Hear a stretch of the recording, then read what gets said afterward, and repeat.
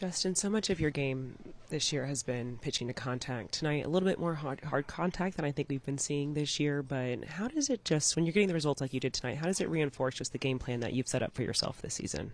Yeah, I mean, they hit some line drives today, but a lot of ground ball hits. I mean, I felt like I threw the ball pretty well, kept them off balance, punched 4. I mean, I feel like it's a pretty solid outing. Felt like we got ahead. I felt like Rush and I were working really good today, so yeah, I'm pretty pleased with it. A little bit more swing and miss on that slider.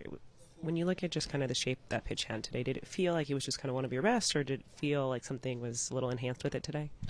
I think it's just team to team, looking at what they're looking for, trying to figure out what kind of team you're facing, and today it was just, I felt like the slider was working well with kind of what we were doing with the fastball, just moving it around and kind of creating that lane for it. And, yeah, threw some good sliders, threw some good everything today. I think I like the way we mixed the splitter, changeup, whatever you want to call it, in today. So, overall, I think pretty good mix. I think I like where the stuff's at. I like kind of where everything's trending.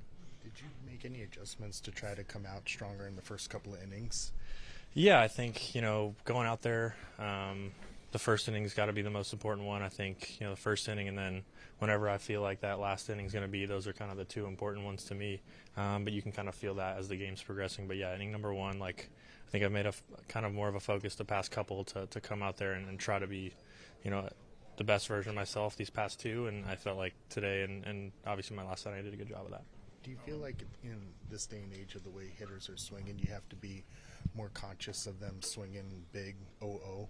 Yeah, I think it's, again, I think it's team dependent, hitter dependent.